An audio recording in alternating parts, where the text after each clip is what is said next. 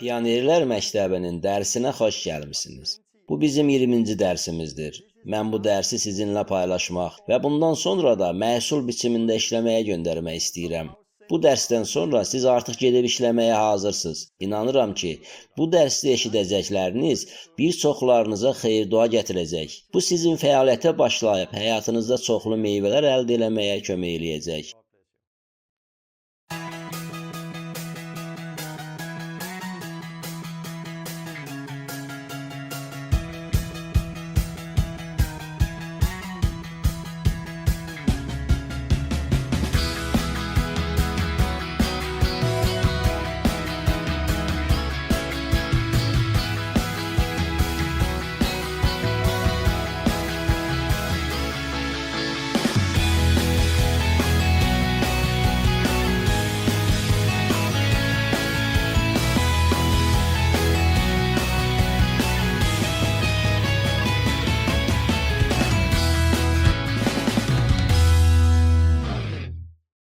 Pionerlər Məktəbinin 20-ci dərsinə xoş gəlmisiniz.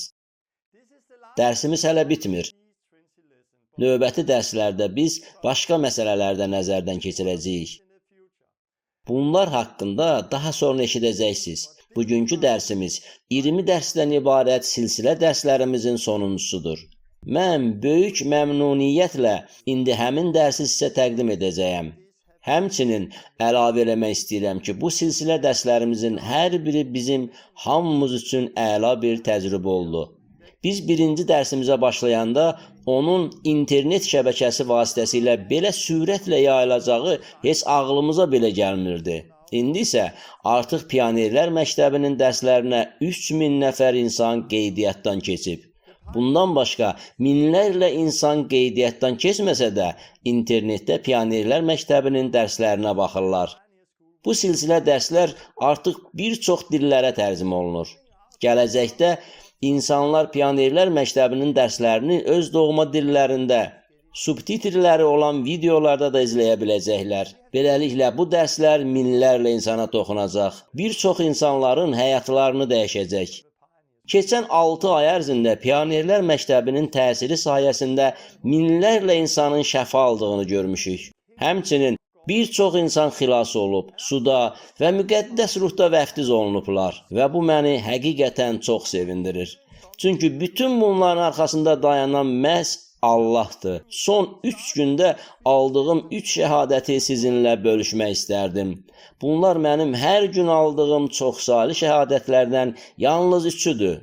Bunları oxuyaraq sizə Pionerlər Məktəbinin silsilə dərslərini başqaları ilə paylaşmağı davam etməyi tövsiyə edirəm. Çünki bu şəhadətlər sizin Pionerlər Məktəbinin silsilə dərsləri haqqında başqalarına dedikləriniz nəticəsində baş verir. Siz bu dərsləri öz Facebook səhifələrinizdə paylaşmaqla da yayırsınız. Bəlkə də bu şəhadətlərdən biri bu dərslər barədə məhz sizdən eşitmiş olan bir nəfərdəndir. Deməli, kəlamı yaymaqla biz bəhrələr veririk.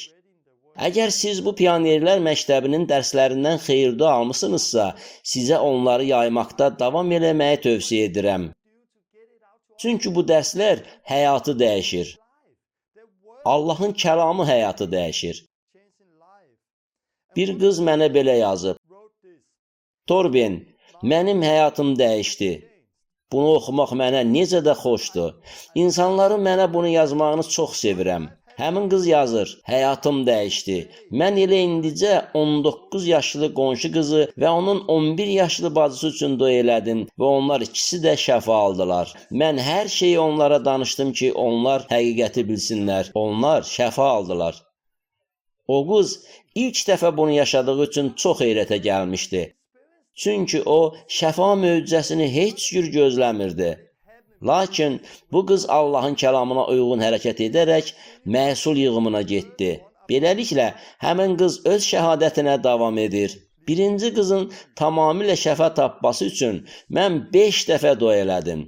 Biz də duada təslim olmamağı öyrənməliyik. Əgər ilk dəfə sizdə heç nə alınmasa, təslim olmayın. Duanı təkrar edin. Bu qız təkcə fəal xidmətə başlamadı. Onun bütün həyatı dəyişdi. Nə üçün? Çünki onun bundan öncə oxuduqları sadəcə ilahiyyət və bir din idi. Lakin qız kəlama uyğun hərəkət edəndə onun həyatı canlandı. Məsihçilik artıq din deyil, canlı həyat oldu. Həmin qız Allahın gücünün onun vasitəsilə işlədiyini gördü. O kəlamın doğru olduğunu gördü. Bütün bunların hamısı həqiqətdir. İsa deyəndə ki, gedin xəstələrin üzərinə əllərinizi qoyun və onlar şəfa alacaqlar. Bu doğrudan da baş verir. Ancaq təkcə bu deyil. Bütün müqəddəs kitab həqiqətdir. Biz müqəddəs kitaba uyğun hərəkət etsək, bunu özümüz görəcəyik. Həmin qız indi həqiqətən xoşbəxtdir. Pionerlər məktəbi sayəsində yenicə xilas olmuş başqa bir adam da mənə məktub yazıb. Onun yazdıqları çox maraqlıdır. Çünki müxtəlif kilsələrdə ona bənzər vəziyyətdə olan minlərlə insanlar var. Pionerlər məktəbini onlara da çatdırmaq lazımdır. Bu təlimi onlara çatdırmaq lazımdır. Allahın kəlamını onlara çatdırmaq lazımdır. Dünən aldığım bu maraqlı məktubu sizə oxumaq istəyirəm. Sizə təşəkkür eləmək istəyirəm. Sizin bütün dərslərinizi dinləyəndən sonra həqiqətən də xilas oldum. Pornoqrafiyaya dəhşətli aludəçiliyim var idi. Seks üçün özümə qadın axtararaq tanışlıq saytlarına üzv idim. Amma sizin bu sözlərinizi eşitdim. Əgər siz günah içində yaşamağa alışmısınızsa, o zaman siz ümumiyyətlə Allahı tanımırsınız. Sizin bu sözləriniz məni oyatdı.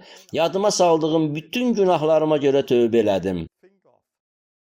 Sonra sizin vəftiz haqqında dərsinizə baxdım. Öyrədirdiniz ki, vəftiz təkcə bir ayin deyil. Vəftiz günahımızı yumaq üçün zəruri bir addımdır. Yanımda məni vəftiz edə biləcək bir kimsə olmadığı üçün öz-özümü suda vəftiz elədim. Sonra isə Allahdan müqəddəs ruhun həqiqi vəftizini istədim. Dillərdə danışdığım üçün mən artıq bu vəftizi əvvəllər aldığımı düşünürdüm. Amma sonra düşündüm ki, əgər mən xilas olmamışdımsa, bəlkə də bu saxta bir təcrübə idi. Ona görə də mən həqiqi olan dillərdə danışma ənamını qəbul eləmək üçün dua elədim. Bu duadan sonra mən yenidən dillərdə danışdıqda əvvəlkinə nisbətən olan fərqi hiss elədim. İndi məndə Rəbb qorxusu var. Günaha nifrət edirəm və salih həyatı yaşamağa çalışıram. Baxın, burada möhtəşəm bir şəhadət var. Əvvəllər bu insan özünü xristiyan sayaraq günah içində yaşamağa davam edirdi. Lakin bu sadə dərslər vasitəsilə o tövbənin mənasını başa düşdü və daha günah içində yaşaya bilmədi. 7-ci dərsə baxıb tövbənin nə olduğunu başa düşdü. Beləliklə, bu insan anladı ki, tövbə eləməlidir. Sonra o, daha da irəli gedərək vəftiz olunmağa ehtiyacını başa düşdü. O, öz-özünü vəftiz elədi. Bundan sonra isə müqəddəs ruhda da vəftiz olundu. Yəni, onun həyatı tamamilə dəyişildi. Mən insanlara öz-özlərini vəftiz eləməyi məsləhət görmürəm. Qoy sizi bir başqası vəftiz eləsin. Amma onun şəhadəti çox maraqlıdır. Çünki kilsələrdə oturan o qədər insanlar var ki, onlar xilas olmayıblar. Onlar özlərini xristiyan adlandırırlar. Əslində isə onların həqiqi tövbəyə ehtiyacları var. Onlar xristiyan olduqlarını düşünürlər, lakin onlar suda vəftiz olunmalıdırlar. Onlar xristiyan olduqlarını düşünürlər. Halbuki onlara müqəddəs ruhla dolmaq lazımdır. Pionerlər məktəbi insanlara həqiqəti görməyə və sonra xilas olmalarına kömək edir. Biz müjdəni təkcə kilsələrdən kənarda olanlara deyil, elə kilsədə oturanlara da vəz eləməliyik. Başqa bir insan isə mənə belə yazır. Çox təşəkkür edirəm. Sizin xidmətiniz məni və dostlarımı ruhlandırdı. Biz dostlarımızla elə düz küçədə çiyin ağrısından əziyyət çəkən bir qadın üçün dua elədik. Bu qadın dərhal şəfa aldı. Biz dostumla həm də bir kişi ilə rastlaşdıq. Onun imanlı olmayan arvadı və qızı da var idi. Biz onlarla söhbət elədik və onun arvadı üçün dua elədik. Qadın özünü çox əla hiss elədiyini dedi.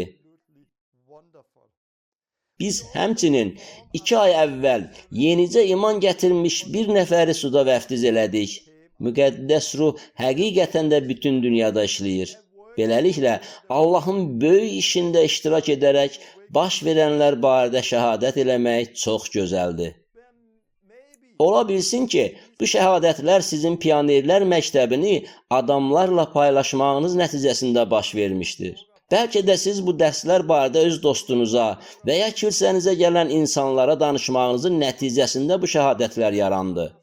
Ona görə də mən sizi bu dərsləri bölüşmək üçün əlinizdən gələni eləməyə çağırıram. Qoy başqa insanlar da bu dərslərlə tanış olsunlar. O zaman eşitdiklərimə oxşar daha çox şəhadətlər olacaq. Bu mənim eşitdiyim şəhadətlərin yalnız kiçik bir hissəsidir. Bu cür şəhadətlərin nə qədər olduğunu mən heç dəqiq də bilmirəm. Sizi ruhlandırmaq üçün demək istəyirəm ki, Pionerlər məktəbi insanların həyatlarını dəyişdirir. Sizinlə birlikdə biz dünyanı dəyişdirə bilərik. Mən sizinlə birgə işləmək və sizə kömək eləmək istəyirəm. Bizim bir-birimizə ehtiyacımız var. Sonda isə biz bütün dünyanın dəyişdiyini görə biləcəyik. Çünki bu elə indi baş verir. Bu hərəkat hal-hazırda genişlənir. Amma dərsə başlamazdan əvvəl mən dua edəcəyəm. Allahım, etdiyin hər bir şey üçün sənə şükür edirik. Bu Pionerlər məktəbinin dərslərini keçirmək üçün bizə verdiyin imkana görə sənə təşəkkür edirəm. Çünki bu sənin təklifin idi. Adamların dəyişilmiş həyatlarına görə sənə təşəkkür edirəm. Dua edirəm ki, bugünkü dərsdə sən mənə kəlamını bölüşməkdə kömək edəsən. Dua edirəm ki, bizə baxan hər bir insanın gözlərini, qulaqlarını, qəlblərini açasan. Onların həyatları dəyişilsin. Amin. Mən həqiqətən də Allahın etdiyi bütün işlərə görə çox sevinirəm. Allah möhtəşəm işlər edir və bunun həqiqətən bir oyanışın başlanmasına təkan verdiyini görürəm. Bu Allahın padşahlığıdır.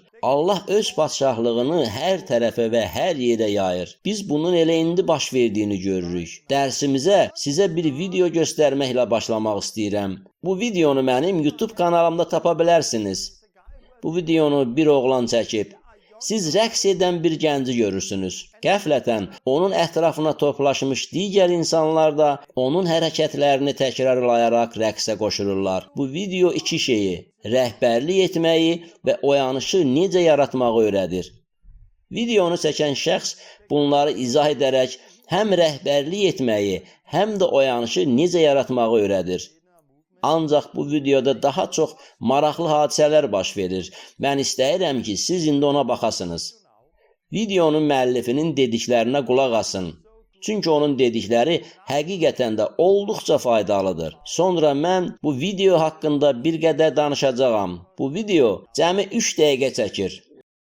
Rəhbərlik etməyi və hərəkatı necə qurmağı öyrənmisinizsə, onda gəlin bu 3 dəqiqəlik videoda oyanışın yaranmasına nəzər salaq. Birincisi, rəhbər cəsarətli olmalıdır. Çünki o təkdir və kənardan gülünc görünür. Amma onun elədikləri hərəkətlər çox sadədir. Başqalarına nümunə göstərir. Sonra onun ilk davamçısı meydana çıxır. Onun vəzifəsi çox əhəmiyyətlidir. O rəhbəri təqlid eləməyin yolunu hamıya göstərir.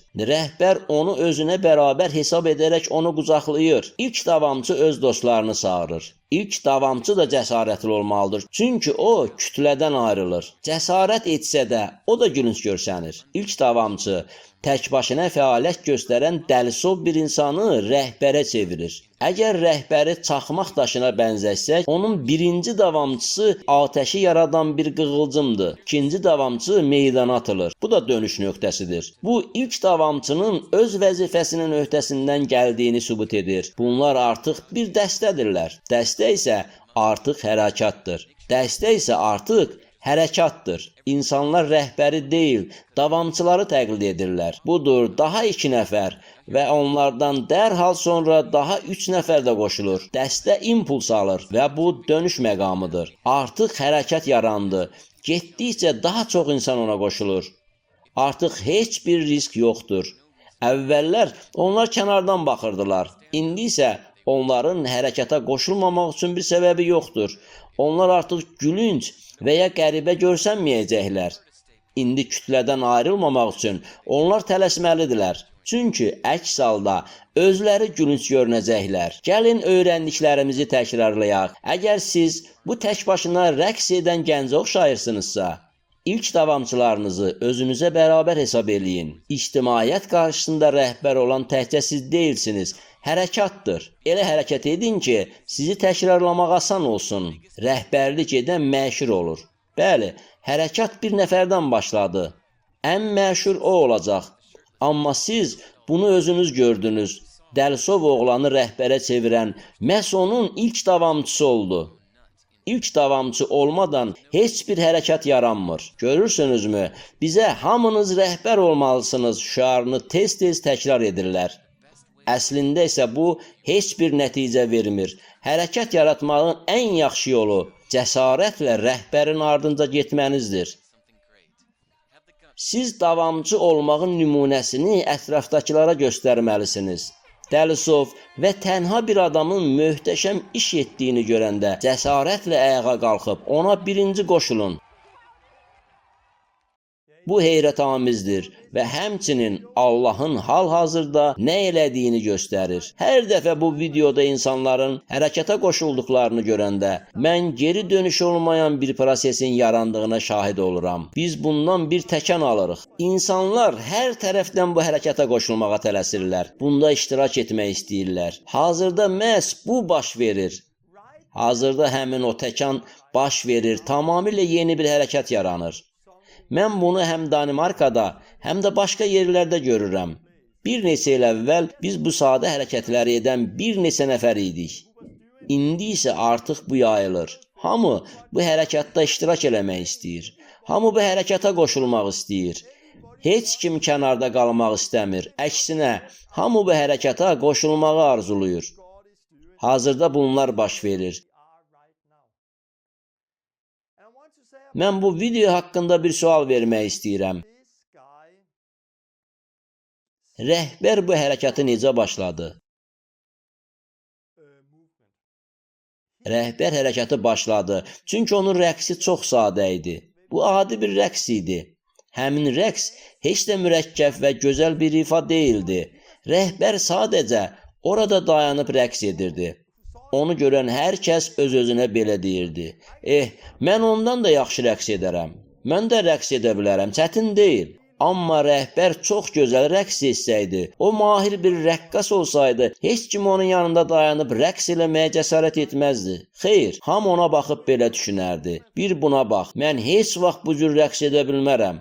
Bugünkü kilsələrdə olan problem də elə budur. Biz elə kilsələr yaratmışıq ki, yalnız xüsusi bacarığı olan seçilmiş bir neçə nəfər xidmət eləməyə layiq hesab edilirlər. Həmin bu xüsusi adamlar öz işlərini olduqca peşəkar görürlər. Kilsədə oturan başqa insanlar öz-özlərinə deyirlər, yox, mən heç vaxt belə bacarmaram. Lakin əgər bu işi yalnız bir neçə nəfər adam eləsə, Allahın padşahlığı heç vaxt böyüməyəcək. Hər hansı bir hərəkat heç vaxt yaranmayacaq. Məhz bu səbəbdən də biz bütün bu kilsə peşəkarlarından və kilsə binalarından ayrılmalıyıq. Bizə nə yığıncaqlarda çıxış edən pastor, nə 500 nəfər üzvü olan kilsə binası gərək deyil. Xeyr, biz geri qayıtmalıyıq. Bundan uzaqlaşmalıyıq. Nə üçün? Çünki mən sizdən soruşsam ki, 500 nəfər üzvü olan bir kilsəni təşkil edib ona rəhbər ola bilərsinizmi? Sizlərdən çoxunuz belə cavab verəcəksiniz. Xeyr, mən bunu bacarmaram. Amma İsa'nın verdiyi tapşırıqlara nəzər salsaq, bu tapşırıqları hər kəs edə bilərmi? Əlbəttə, hər kəs bunu edə bilər. İstər kişi olsun və ya qadın, gənc və ya qoca. Hər kəs dua edə bilər ki, Allah məhsul yığmağa işçilər göndərsin. Hər kəs özü də məhsul yığmağa çıxa bilər. Əmin-amanlığa layiq olan bir adamı tapa bilər. Ona müjdəni danışa bilər. Tövbə etməyə kömək edə bilər. Onu suda və müqəddəs ruhda vəftiz edə bilər. Sonra eyni şeyləri etməyi ona da öyrədə bilər. Hər kəs müjdəni paylaşa bilər. Bunu hər kəs edə bilər. Beləliklə, hərəkat yaranır. Allahın padşahlığı böyüyür. Bəlkə də indi yaşadığınız ölkənizdə, rayonunuzda, şəhərinizdə siz özünüzü həmin videoda gördüyünüz rəqqas kimi tək hiss edirsiniz. Sizi ruhlandırmaq istəyirəm. Rəqs etməyə davam edin. İsa'nın tapşırıqlarını icra etməyə davam edin. İsa'ya itayət etməyə davam edin. Çünki tezliklə bir davamçı sizə qoşulacaq.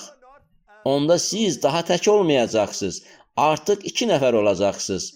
Sonra daha bir nəfər sizə qoşulacaq, 3 nəfər olacaqsınız. Hərəkat yaranacaq. Diqqət mərkəzində siz və ya mən deyilik, Allahın padşahlığıdır. Əsas Allahın padşahlığıdır. Sonra 3 nəfər olacaqsınız. Daha sonra isə 4 nəfər, 5, 6, 7.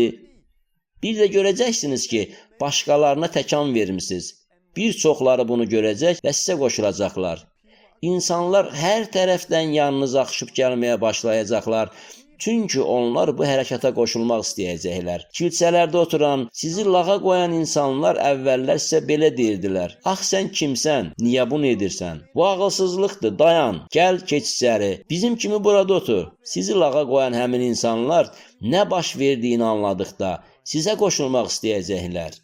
Baxdığınız bu videoda olduğu kimi, burada diqqət mərkəzində təkcə rəqs edən o rəhbər deyil. Diqqət mərkəzində Allahın padşahlığıdır. Çünki dostlarım və mən burada məhz Allahın padşahlığını görürük. Əvvəlcə biz cəmi bir neçə nəfər idik. Amma indi hər şey dəyişir. Hər gün bizə yeni insanlar qoşulur. Sizi ruhlandırmaq istəyirəm. Rəqs eləyən bu oğlanın videosuna baxın. Başladığınız işə təkidlə davam eləyin. Əgər hələ də siz təksinizsə, 1 nəfəri tapın, onda 2 nəfər olacaqsınız. Daha sonra siz 3 nəfər olacaqsınız. Əsas davam eləməkdir. Bu çox maraqlıdır. Hərəkata tarixi nöqteyi nəzərdən baxsanız görəcəksiniz ki, bütün hərəkatlar əsasən adi insanlar tərəfindən başladılmışdır. Bunlar peşəkar deyildilər. Onların savadı olmayıb. Onlar sadəcə Allahı axtaran, onun üçün yaşayan və ona xidmət eləmək istəyən adamlar olublar. Bu insanlar lap əvvəldən hərəkatın başında dayanmışdılar. Bu hərəkat bir meşə yanğını kimi hər tərəfə, yəni şəhərlərə yayılaraq orada olan bütün evləri bürüyürdü. Bir meşə yanğını kimi böyüyürdü. Və sonra nə baş verirdi?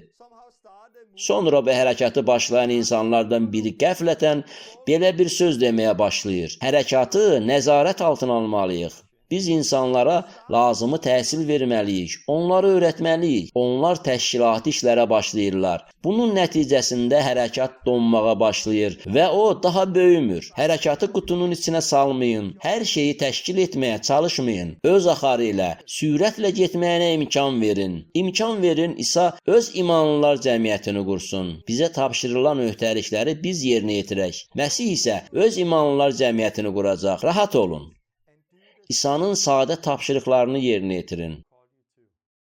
Əsas məsələ şagird hazırlamaqdır. Bu haqda əvvəlki dərslərdə danışmışam. İndi isə 2 Timoteyə 2:2 ayəsini sizin üçün oxumaq istəyirəm. Paul burada belə deyir. Bir çox şahidlərin önündə məndən eşitdiyin sözləri başqalarına da öyrətməyə qadir olan sadiq adamlara həvalə et. Beləliklə, Paul Timoteyə deyir, məndən eşitdiklərini öyrətməyə qadir olan sadiq adamlara həvalə elə. Beləliklə, biz burada 4 nəsil haqqında danışırıq. Bu təlim barədə mən də sizə eyni məsləhəti verirəm.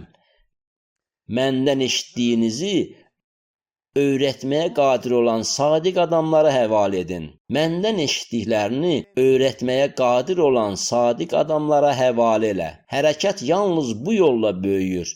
Kickstart partlayış kimi bir alovlanmağa səbəb olur. Bir müddət əvvəl mən İsveçdə idim. Orada bir oğlan yenicə kickstart alıb müqəddəs ruhun alovunda hərəkət edirdi. O insanların şəfa aldıqlarını görmüşdü. İlk dəfə müjdəni eşidib alovlandı.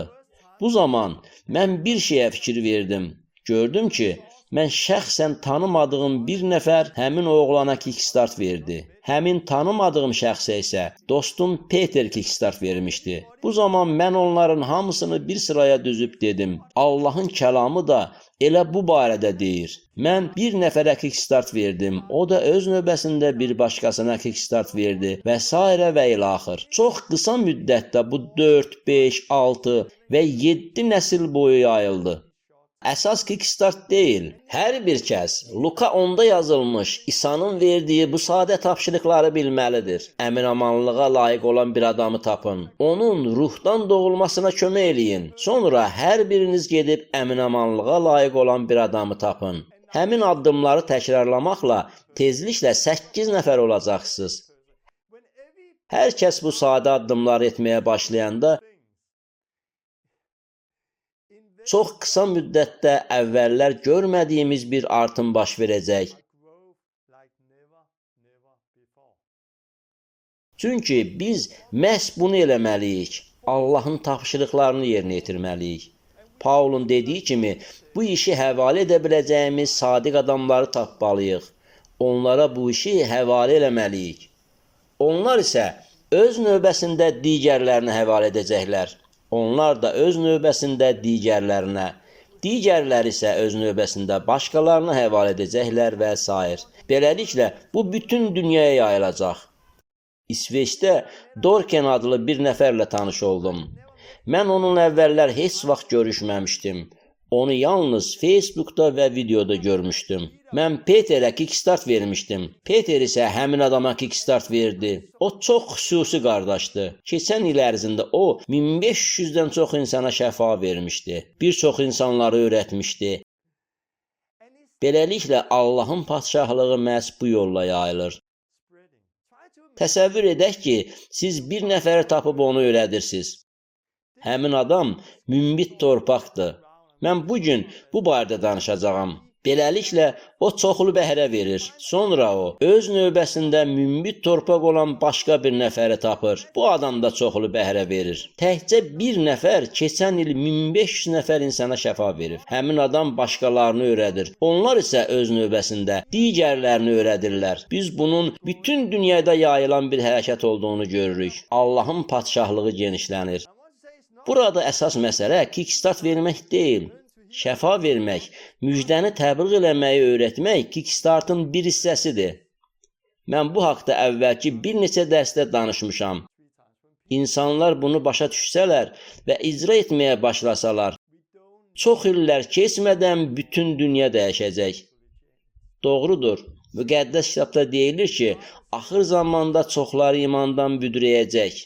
Biz bugün kilsələrdə bir çoxlarının imandan büdrədiklərini görürük. Düzünü desək, kilsələrə gedən insanların çoxu əslində heç xilas olmayıblar. Çünki həqiqi müjdə dinlə, ənənələrlə əvəz olunub. Hər şey dini fəaliyyətə çevrilib. Onlar əslində xilas olmayıblar. Onların xilasa ehtiyacları var. Amma kilsələrin hasarlarından kənarda bir hərəkat vüsət alır və bütün ölkələrə yayılır. İndi mən bəhrə vermək, münbit torpaq olan sadiq insanı tapmaq, ona sərmayə qoymaq, nəticədə isə çoxlu bəhrələr gətirmək barədə danışacağam. Bəs bu münbit torpağı necə tapmaq olar? Sonra həmin torpağa toxum səpib necə çoxlu məhsul əldə etmək olar? Mən indi Mark 4-cü fəsildə İsa'nın danışdığı əkinci məsələni nəzərdən keçirməklə davam etmək istəyirəm. Bu məsəli özünüz də oxuyun. İsa burada tarlaya toxum səpmək üçün çıxan bir əkincidən danışır. Elə biz də həmçinin bunu etməyə çağırılmışıq. Biz Allahın padşahlığının işçiləri olmağa, Allahın kəlamını toxum kimi səpməyə çağırılmışıq. Beləliklə, həmin əkinci toxumları səpdikdə onlar 4 müxtəlif növ torpağa düşdülər. Toxumların bir hissəsi yol kənarına düşdü. Baxın, mən elə burada, belə də yazmışam. Quşlar dərhal uçub gəldilər və toxumları dənlədilər. Beləliklə, bu toxumlar heç məhsul vermədi. Başqa toxumlar isə daş kəsəkli yerə düşdülər. Lakin burada torpaq az olduğu üçün onlar dərin kök sala bilmədilər. Günəş çıxdıqda onlar yandılar və məhsul yetirə bilmədilər. Bəzi toxumlar isə tikanların arasına düşdülər. Onlar tikanların arasında böyüdükləri üçün elə əhatə olunduqları tikanlar tərəfindən boğuldular. Bu səbəbdən bu toxumlar da bəhrə vermədilər. Lakin sonuncu toxumlar isə Münbit torpağa düşmüşdülər və onlar 30, 60 və 100 qat artıq məhsul verdilər. İsa bu məsələdə çox şey barədə danışır. İsa bu məsələ birinci dəfə hamıya danışdı. Sonra isə şagirdləri ilə təklikdə olanda və şagirdlər sual verəndə İsa onlardan soruşdu: Siz bu məsələ anlamırsınızmı? Bəs bütün məsələləri necə başa düşəcəksiniz? Çünki bu məsəl Allahın padşahlığının necə böyüdüyünü göstərir. Bu çox vacib bir məsələdir. İsa bu məsələnin mənasını izah etməyə başlayanda dedi: Əkinçi Allahın kəlamını əkir. Daxilinə kəlam əkilən bəzi insanlar yol kənarına düşən toxumlara bənzəyirlər. Bunlar kəlamı eşidəndə dərhal şeytan gəlib əkilən kəlamı götürüb aparır. Şeytan kəlamı oğurladığı üçün o məhsul verə bilmədi. Bugün biz məhz bunu görürük. Biz insanların daxilinə Allahın kəlamını səpirik. Kəlamla bölüşürük. Lakin biz onlarla Allahın kəlamını bölüşdükdən dərhal sonra şeytan gəlir. Onu uğurlayır və o bəhrə vermir. Başqa toxumlar isə daş kəsəkli torpağa düşüb orada bitirirlər. Lakin kəlama görə əziyyət və təqiblər gəldikdə həmin adamlar dərhal imandan dönürlər. Biz bu halları da görürük. Sevinclə kəlamı qəbul edən adamları görürük. Onlar şadlanırlar. Lakin budur onlar ailələri və ya dostları tərəfindən təqiblərə məruz qalırlar. Bəs bu nəyə gətirib çıxarır? Təqiblərə məruz qaldıqlarına görə onlar imanlarından dönürlər. Beləliklə, onlar da bəhrə vermirlər. Bu isə növbəti bir vəziyyətdir. Bu adamlar kəlamı qəbul edirlər. Lakin bu dövrün qayğıları, var dövlətin aldadıcılığı və başqa şeylərə olan etirazlar onların həyatına daxil olur və onu səmərəsiz edir. Beləliklə, bu dünyanın qayğıları, varlanmaq etirazı, başqa şeylərə olan istək kəlamın bəhrə verməsinə mane olur. İndi isə sonuncu halı nəzərdən keçirək. Münbit torpağa səpilənlərsə bunlardır. Onlar kəlamı eşidib qəbul edir. Bəzisi 30, bəzisi 60, bəzisi isə 100 qat səmərə verir. Bu barədə çox söz demək istəyirəm. 30, 60, 100 qat nə qədərdir? Burada söhbət heç də 100%-dən yox, 100 qat artımdan gedir. Beləliklə, mən bir toxum əkdikdə ondan 100, 60 və yaxud da 30 toxum alıram. Əgər mən bu rəqəmləri faizlərə çevirsəm, o zaman burada söhbət 3000, 6000 və 10.000%-dən gedir. Əgər biz bir toxum əkdikdə o daha 100 toxum verərsə, bu zaman artım 10.000% olur. Əgər biz həmin artımı faizlərlə ifadə eləsək, bunu daha aydın şəkildə görmək olar. Bəli, bu artım həqiqətən də böyükdür. İndi isə təsəvvür edin ki, siz əkinçisiniz, sizin toxumlarınız var və onları səpmək istəyirsiniz. Təcrübənizdən bilirsiniz ki, 4 növ torpaq var və yalnız onlardan biri məhsul verə bilər. Özü də məhsul heç də az olmayacaq. Artım 3000, 6000 və 10.000%-ə çatacaq. Bu zaman siz nə edəcəksiniz?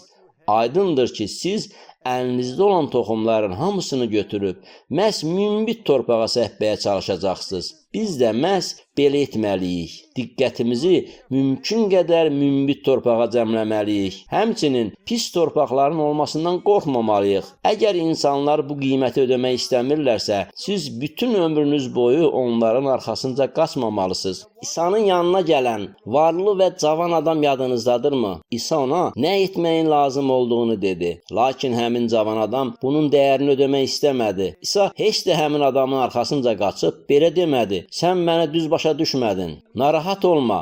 Səndən heç nə tələb olunmur. Hər şey yaxşıdır.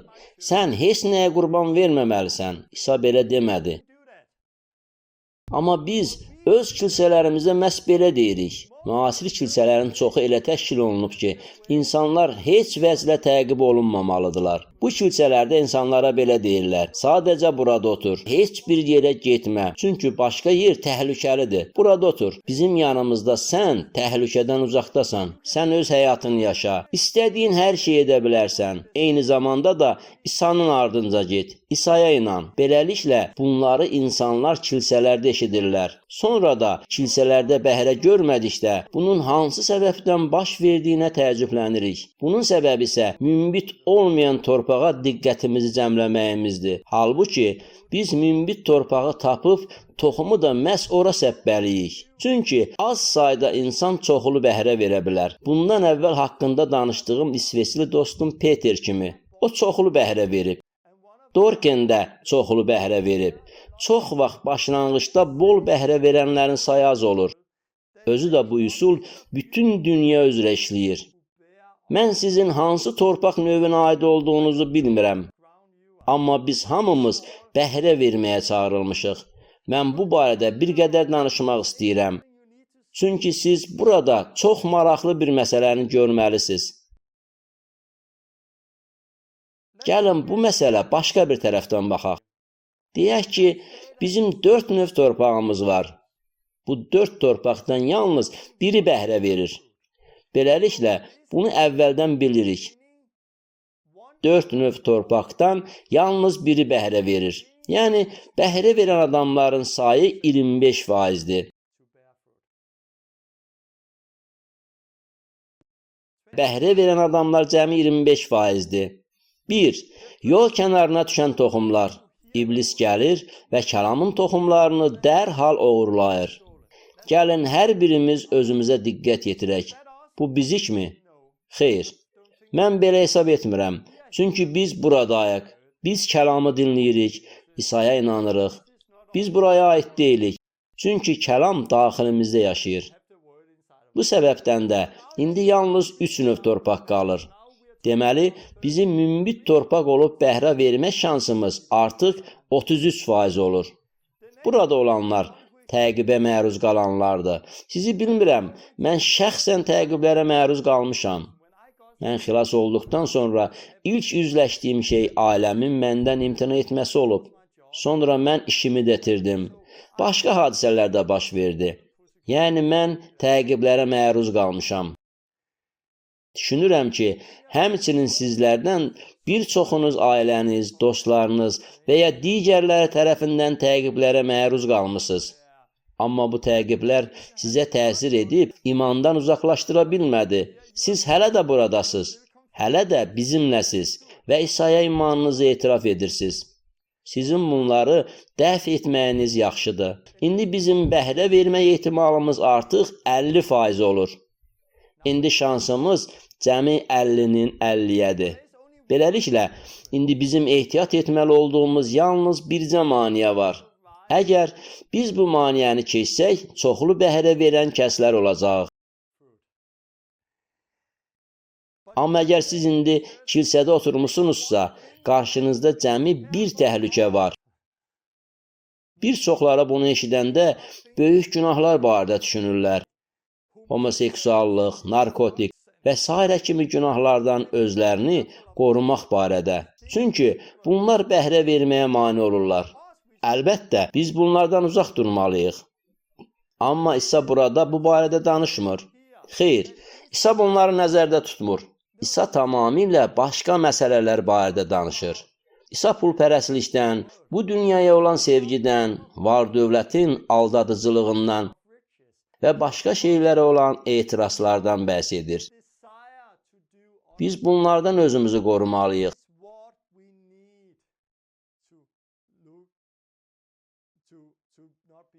Gözlərimizi açıq saxlamalıyıq ki, aldanmayaq. Mən bu səbəblə imandan dönən və bəhrə verməyən bir çox insanları tanıyıram. Onlar özlərinə yeni ev, yeni avtomobil aldılar. Onlar təhsilin ardınca getdilər. Onlar istədikləri yerə istirahətə getmək üçün çox şey eləməyə çalışdılar. Bu səbəblərə görə də onlar bəhrə vermədilər. Mən bu haqda bir qədər danışmaq istəyirəm. Çünki bilirəm ki, Məsihin ardınca getmək və ona itaat etmək istəyən bir çox insanlar var. Amma problem ondadır ki, onların bunu etməyə sadəcə vaxtları yoxdur. Xüsusilə də Qərb dünyasında biz çoxlu işləməliyik. Ona görə də bizim heç cür vaxtımız yoxdur. Sizə bunu demək istəyirəm. Zaman hamı üçün eynidir. Bir gün 24 saatdan ibarətdir. Məsələ sizin vaxtınızın olmamasında deyil. Məsələ öz vaxtınızı necə sərf etməyinizdədir. Allahın sizə verdiyi 24 saat vaxtı necə istifadə edirsiniz? Vaxtımızın çoxunu uğurlayan və müasir kilsəni məhv edən bir şey var. Pul hərisliyi. Hamı kimi olmaq arzusu. Halbuki biz bu dünyada yaşasaq da bu dünyaya aid deyilik. Mən sizə biraz öz həyatım barədə danışmaq istərdim. Bir çox illər öncə iman gətirdikdən sonra məndə hər zaman İsa'nın ardınca getmək və ona xidmət eləmək üçün böyük istək var idi. Küçələrə çıxıb Allahın mənə dediklərini yerinə yetirmək istəyirdim. Amma bir çoxlar kimi mən də belə fikirləşməyə başladım. Bizə də ev lazımdır. Çünki dostlarım və ətrafımızda yaşayan biz yaşlı olan insanlar özləri üçün ev alırdılar. Onların şəxsi evləri olduğu üçün həmin evlərində onların qiymətli əşyaları da var idi. Biz isə o vaxtlarda yaşamaq üçün müxtəlif yerlərdə ucuz evlərdə kiraya qalırdıq. Mən də kilsədəki adamların sahib olduğu əşyalara təmas salırdım. Mən də həmin adamlarda olan eyni əşyalara malik olmaq istəyirdim. Nəticədə biz də özümüz üçün bir ev və çox gözəl avtomobil aldıq. Amma düzünü desəm, bütün bunlar əslində bizim deyildi. Çünki biz onları almaq üçün bankdan kredit götürmüşdük. Lakin biz bunları aldıq və bunlar sadəcə olaraq bizim daxilimizdə çox şeyi öldürdü. Biz anladıq ki, artıq bizə daha çox işləmək lazımdır. Bizə aylıq daha çox pul lazım idi. Bütün bunlar isə bizi daxilən kökündən dəyişməyə başladı. İndi bizə evə, avtomobilə baxmağa və çoxlu pul qazanmaq üçün daha çox vaxt sərf eləmək lazım gəlirdi. Mən də hamı kimi adi bir həyat sürməyə başladım. İşdən evə çox yorğun qayıdırdım. Sonra isə divanda uzanıb sadəcə televizora baxırdım. Artıq mənim başqa bir işə gücüm qalmırdı. Çünki mən bütün enerjimi tamamilə işdə sərf edirdim ki, ev, avtomobil və başqa əşyaların dəyərini ödəmək üçün pulum olsun. Mən o vaxt 3-cü qrupda yer almışdım. Lakin sonra Allah bizim daxilimizdə işləməyə başladı. O bizi öyrədirdi. Allah bizi səhra dövründən keçirtdi. Mən gördüm ki, bütün bu əşyalar, ev, maşın heç bir şey deyil. Bütün bunlar boşdur. Bunların mərkəzində Allahın padşahlığı yoxdur. Bunların əbədiyyət üçün heç bir dəyəri yoxdur. Mən onları özümlə apara bilməyəcəm. Birdən mən başa düşdüm ki, bütün bunlar mənim vaxtımı öldürür ki, mən Allahın mənə tapşırdığı işlərin yerinə yetirə bilməyim. Beləliklə, Allah bizi öyrədirdi.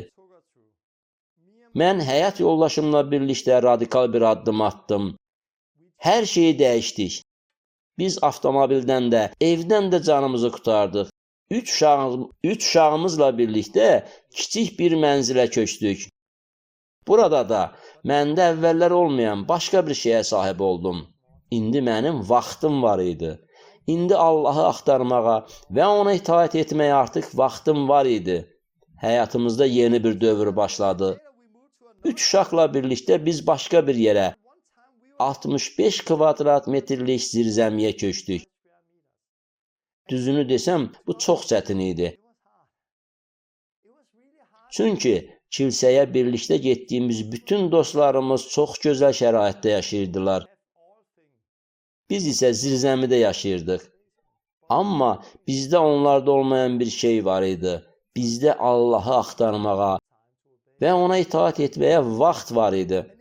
Düzdür, ilk vaxtlar başqalarından bu qədər fərqli yaşamaq çox çətin idi.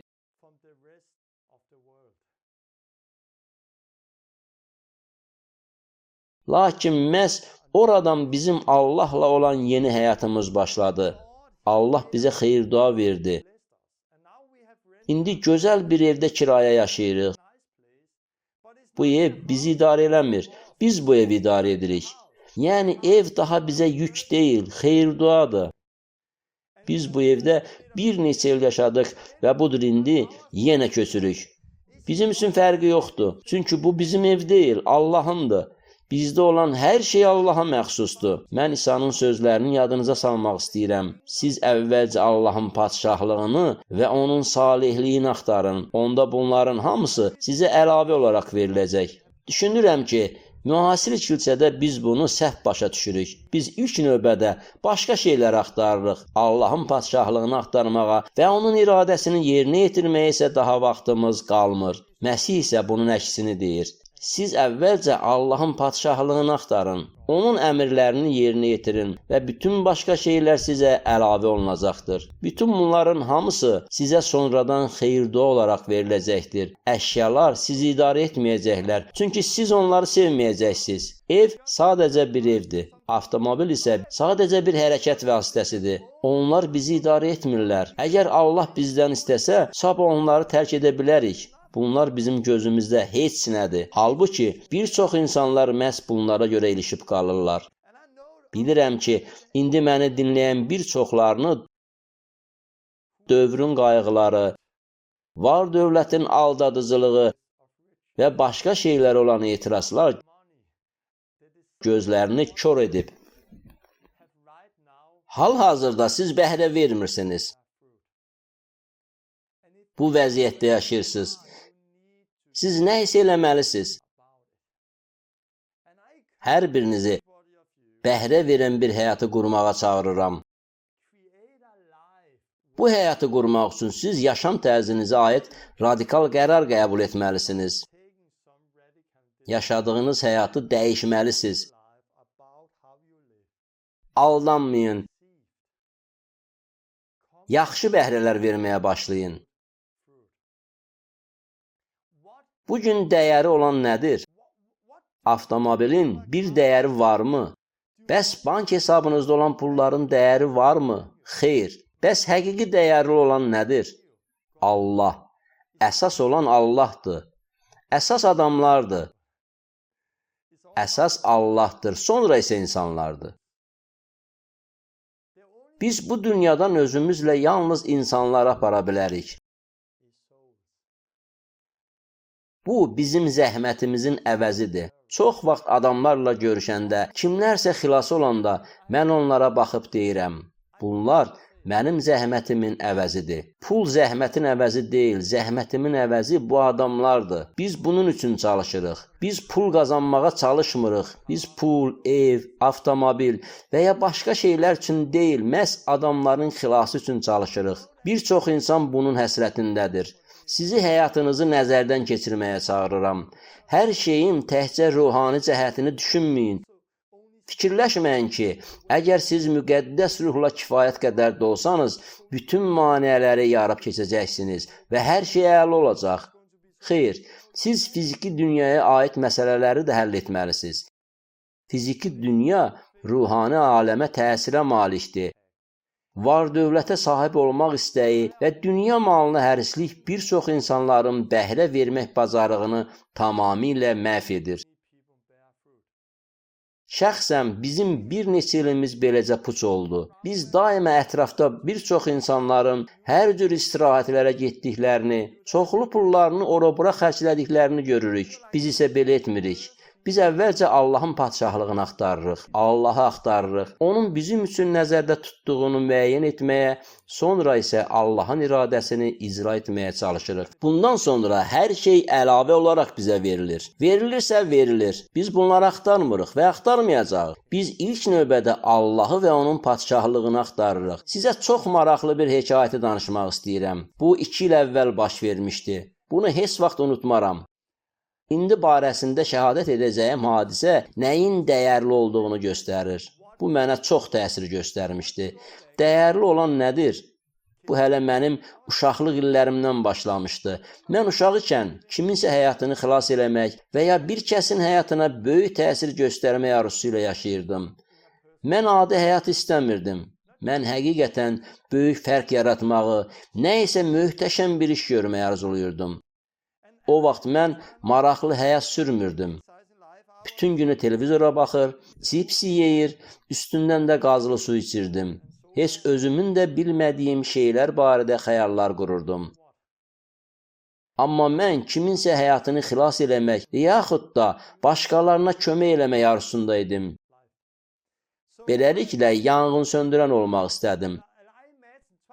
Təsəvvür edirdim ki, yanan evdən balaca bir uşağı çölə çıxararaq onun həyatını xilas edirəm. Həmin adam bütün ömrü boyu onun üçün etdiyim hərəkətə görə mənə minnətdar olacaq. Bir gün əskərliyə getmək vaxtım çatanda yanğın söndürən ola biləcəyim hissəyə getməyə qərar verdim. Mən orduda xidmət edəndə məhz yanğın söndürən oldum. Yanğın söndürən olmaq üçün təlim keçdim. Bu sahədə heç vaxt işləməmişdim. Amma bunu istəyirdim. Ürəyimdə həmişə insan həyatını xilas etməyi arzuluyurdum. Lakin 2 il əvvəl bir nəfərin həyatını xilas etmək üçün mənə bir imkan düşdü. İndi biz ruhani mənada xilas olmaqdan deyil, insanı fiziki cəhətdən xilas etməkdən danışırıq.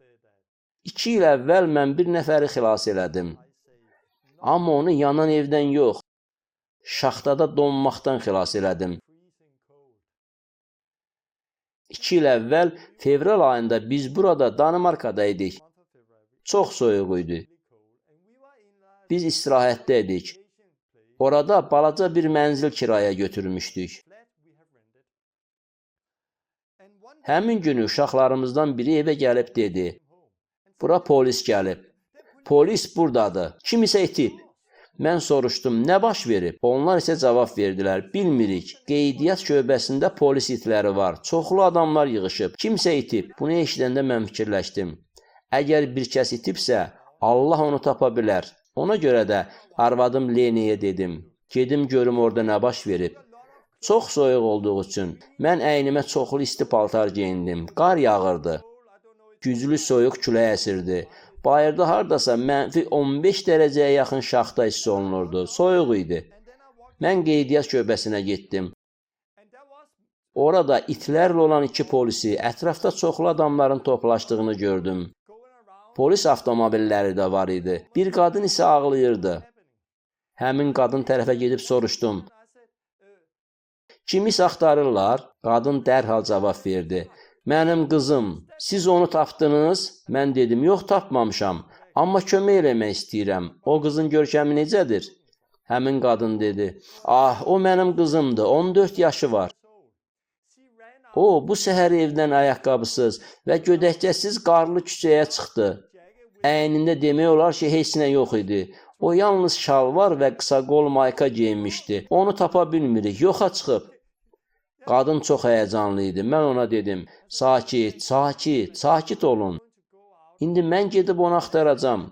Qadın dedi, mənim telefon nömrəmi götür. Yaxşı. Onun nömrəsini götürdüm və dedim, axtarmağa gedirəm.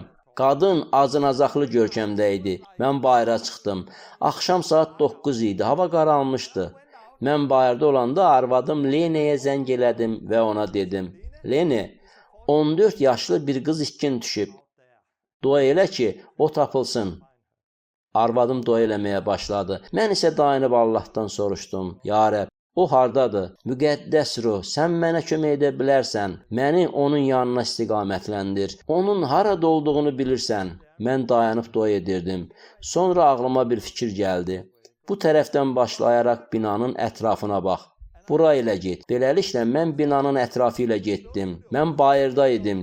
O yer okeana yaxın idi. Orada çoxlu təpələr var idi. Hündür ot bitirdi.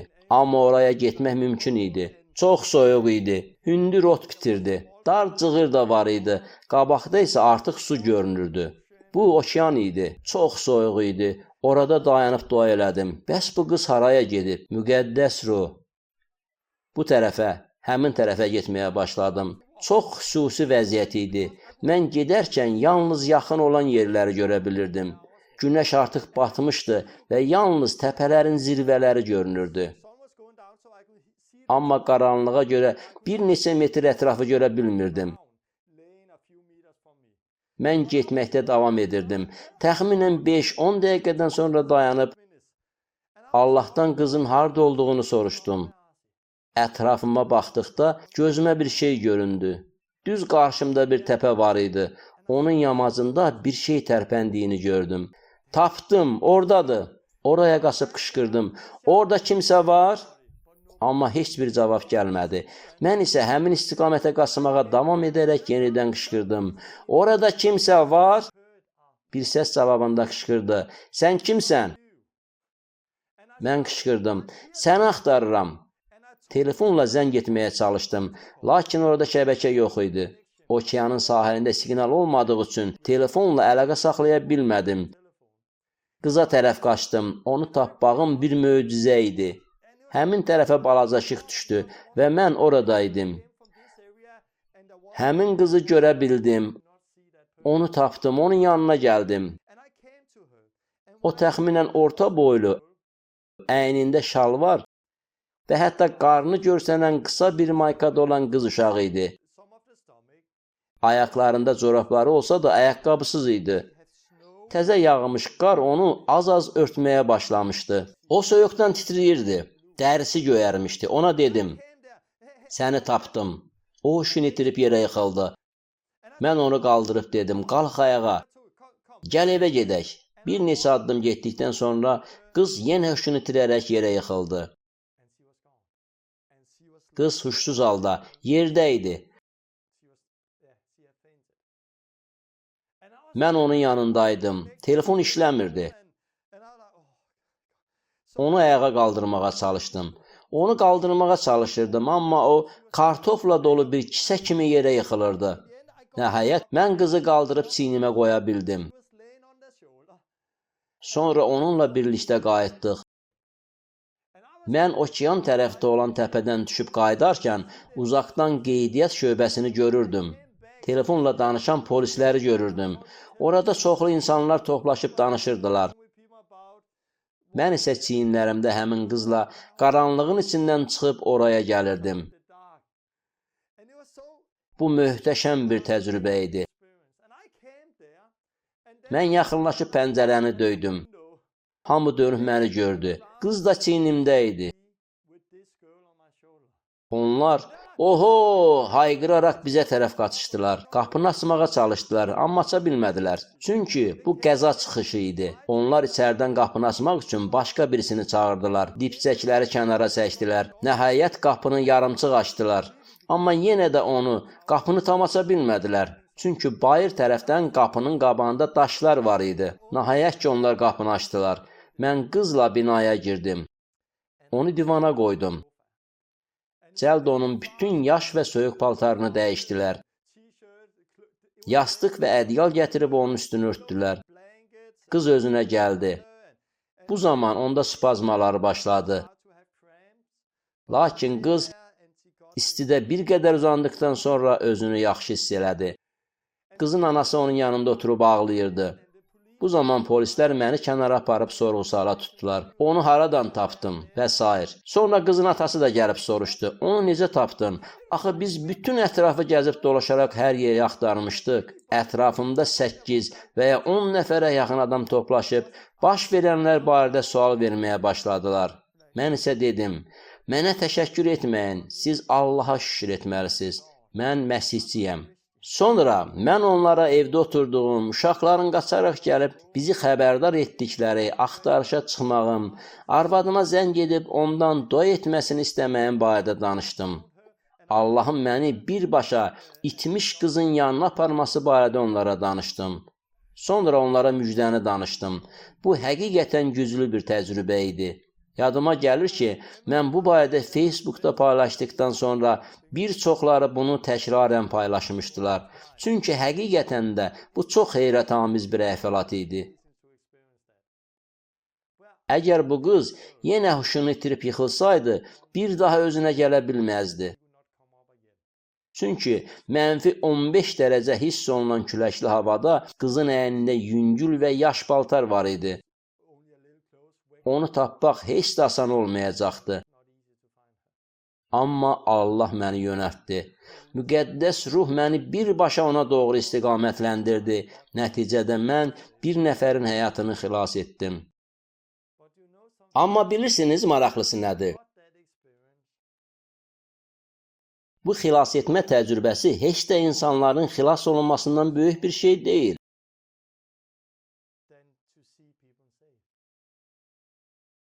Çünki biz əbədi olan Allahın padşahlığı üçün çalışırıq. Xilas edilmiş qız da daxil olmaqla bütün insanlar əgər sonradan tövbə etməsələr, gələcəkdə həlak olacaqlar. Biz insanların xilas olunması üçün məsuliyyət daşıyırıq. Ətrafımızda hər gün insanlar ölürlər. Onlar xilas olmasalar, əbədi həlak olacaqlar. Biz isə onları xilas edə bilərik. Bundan daha qiymətli nə ola bilər? Bir insan sizin üçün nə qədər dəyərlidir? Sizin üçün yeni bir mətbəx mebeli, yoxsa bir insanın xilası daha dəyərlidir? Sizin üçün təzə maşın, yoxsa adamların xilası daha qiymətlidir? Öz vaxtınızı və pulunuzu nəyə sərf etmək istəyirsiniz? Deməliyəm ki, bizim hər şey etməyə vaxtımız onsuz da çatmayacaq. 2 qarpızı bir əldə saxlaya bilmərik. Həm dünya malını axtaran, həm də bol bəhrə verən münbit torpaq ola bilmərik. Hədəfiniz nədir? İsa öz şagirdlərini çağıranda onları hər şeylə təmin etmək istəyirdi. Düşünürəm ki, bu dünyada bizim kimi insanlar var. Bir neçə il əvvəl biz buradaydık. Hazır deyildik. Aldanmışdıq. Biz də hamı kimi yaşayırdıq. Çünki elə bilirdik ki, kilsədəki adamlar kimi olmalıyıq. Buna görə də bəhrə vermirdik. O vaxt bizim kilsəmizdə demək olar ki, heç kim bəhrə vermirdi. Bu isə bir çox müasir kilsələrdəki vəziyyətdir. Bir çox kilsələrdə yeni insanlar xilas olmurlar, yaxud da çox az adam xilas olur. Amma biz dəyişdikdən sonra əlimizdə olan hər şeyi Məsihə verdik və ona belə dedik: bunların hamısını sənə verdik. Sənə itaat edəcəyik. Sadə bir həyat sürəcəyik. Bizdən nə istəsən onu yerinə yetirəcəyik. Bax, bu zaman bizim həyatımızda hər şey dəyişdi. Bir anın içində Allah bizi yararsız torpaq olduğumuz bir yerdən götürüb, çoxlu bəhrə verən münbit bir torpağa çevirdi. Bəs sən indi hardasan? Sən indi özünü hansı torpağa aid edirsən? Artıq sən Pionerlər Məktəbinin tam kursunu, yəni 20 dərsin hamısını, bütün təlimi dinləmisən. İsa'nın tapşırıqlarını artıq bilirsən. Onun kəlamını da oxumusan. Bəziləri deyəcək, hə, bu yaxşı idi, əla dərslər idi. Amma iblis gəlib, sənin eşitdiyin bütün təlimi oğurlaya bilər. Onda kəlam səni dəyişməyəcək. Sən kəlamın icraçısı olmayacaqsan. Heç nə, bəhrə verməyən bir növ torpaq olacaqsan. Bəziləriniz bütün bunları eşidərkən belə deyəcəklər. Hə, Mənim istədiyim elə budur. İllərlə məhz bunu arzuluyurdum, bunu gözləyirdim. İllər boyu kilsənin reformasiyasını arzuluyurdum. Kilsə sisteminə və bir çox insanların taxdığı dini eynəklərə qarşı çıxacaqsınız. Onda dini eynəklərdə olan adamlar sizə deyəcəklər, ey, sən kimsən ki? Sən nə edirsən? Xeyr, bu cür eləmək olmaz. Biz həmişə belə etmişik. Sən belə də bilməzsən. Sənin vəftiz etməyə haqqın yoxdur. Sən ki keşiş deyilsən. Sən bunu edə bilməzsən. Sizə qarşı təqib olacaq. Sizlərdən bir çoxunuz, kilsəniz, ailəniz, ətrafınızdakı insanların təqiblərinə məruz qaldığınıza görə dayanacaqsınız. Pionerlər məktəbinin təlimi həyatınızı dəyişə bilməyəcək. Amma ümid edirəm ki, hər biriniz yaxşı bəhrələr verəcəksiniz. Sizlərdən bəziləri kəlamı qəbul etsələr də, təqiblər başlayanda, yox, bu qiyməti ödəmək istəmirəm. Kəlamı qəbul etsəniz də, əvvəlki həyatınızı davam edəcəksiniz. Yenə də həmişə etdiyiniz işlərə qayıdacaqsınız. Heç nə dəyişməyəcək. Bəhrə verməyəcəksiniz. Bəziləriniz isə belə deyəcək, bəli, biz, lakin sonra görəcəksiniz ki, sizin buna vaxtınız yoxdur. Amma buna daha çox vaxt ayırmaq istəsəniz, onda seçim etməlisiniz. Həyatınızı dəyişməlisiniz, xərclərinizi azaltmalısınız, ya da elə bir yolla pul qazanmalısınız ki, sizin daha çox vaxtınız qalsın. Əgər sən hər şeyin ən yaxşısını istəyirsənsə, onda çoxlu işləməlisən və bunun üçün çoxlu pul qazanmalısan. Çoxlarınız başa düşməlidir ki, Məsihlə həyatı yaşamaq üçün qiymət ödənilməlidir. Yəni, fərqli həyatı yaşamaq üçün nəyisə əldən verməlisən, baha qiymət ödəməlisən. Məsələn, yay məzuniyyətində səyahətdən imtina etməyə hazırsanmı? Bu vaxtı missioner işini görməyə hazırsanmı? Çoxlarınız deyəcək, xeyr, mən bunu istəyirəm. Yayda mən başqa işlərlə məşğul olmaq istəyirəm. Başqa işlərlə məşğul olmaq istədiyinə görə, dünyada olanların hamısı kimi yaşamaq istədiyinə görə kəlam səni dəyişməyəcək. Sən bəhrə verməyəcəksən. Lakin mən inanıram ki, bu təlim münbit torpağa düşəcəkdir. Bu təlim sizə, yəni onu qəbul edənlərə, həmçinin təqiblərdən qorxmayanlara fayda gətirəcək. Çünki təqiblər gələn zaman siz imanla davam edəcəksiniz. Çünki siz İsa'nın dediyi bu sözləri oxumusunuz. Əgər məni təqib etdilərsə, sizi də təqib edəcəklər. Siz bilirsiniz ki, təqib Allaha xidmətin ayrılmaz bir hissəsidir. Siz təqibdən qorxmursunuz. Çünki bilirsiniz ki, İsa'nın şagirdi təqib olunacaq. Təqib mütləq olacaq. Beləliklə, siz qiymət ödəməkdən qorxmursunuz. Məsih naminə hər şeydən imtina etməkdən qorxmursunuz. Çünki bu dünyaya çılpaq gəlmisiniz və çılpaq da gedəcəksiniz. Yəni siz səmalara özünüzlə heç nə apara bilməyəcəksiniz. Siz hər şeyi qoyub gedəcəksiniz. Bunların hamısı ölü əşyalardır, ölü şeylərdir, əhəmiyyətsizdirlər. Həyatda vacib olan isə insanların xilasıdır. Əgər siz Allahı var gücünüzlə axtarırsınızsa, adamları xilas etməyə çalışırsınızsa, o zaman siz nə isə edəcəksiniz. Əminəm ki, nəticədə yaxşı bəhrələr verəcəksiniz. Çünki Allahın kəlamı belə deyir. Hesab edirəm ki, biz İsa'nın məsələlərdə dedikləri barədə açıq danışmalıyıq. İnsanlar Allahdan üz döndərdikdə pis olmayın. Özünüzə deməyin, bəlkə onlara güzəştə gedərək nəsə etməliydim. Xeyr, belə etmək olmaz. Bugün kilsələr məhz belə edirlər. Müasir kilsələr bir çox məsələlərdə güzəştə getməyə adət ediblər. Bugün insanları təqibdən qorumaq üçün kilsə bacardığı hər şeyi edir. Kilsələr indi belə deyirlər. Qulaq asın, siz heç nə etməməlisiniz. Bu qədər radikal olmayın. İsa'nın ardınca getmək üçün siz heç bir qiymətə ödəməməlisiniz. Sadəcə gəlib kilsədə oturun. Hər şey əladır. Biz müjdəçilərə maaş veririk. Onlar da öz işlərini görürlər. Siz isə öz normal həyatınızı yaşamağa davam edin. Bu cür həyat tərzi bəhrə vermir. Son illərdə mən bunu edirəm. Allahın kəlamını bacardıqca çoxlu insanlara yayıram. Bir çox insanlarda bu baş verir. Mən bunun səbəbini şəxsən özümə aid eləmirəm. Çünki bu Allahın padşahlığının bir hissəsidir. Başqa adamlar isə ikinci növ torpağa aiddirlər. Əvvəlcə onlar kəlamı sevinclə qəbul edirlər.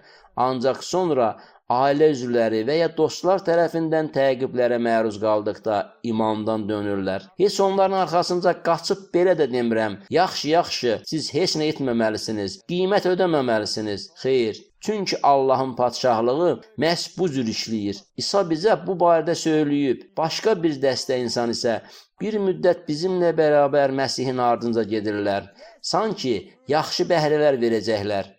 Onlar sanki daxildən dəyişirlər.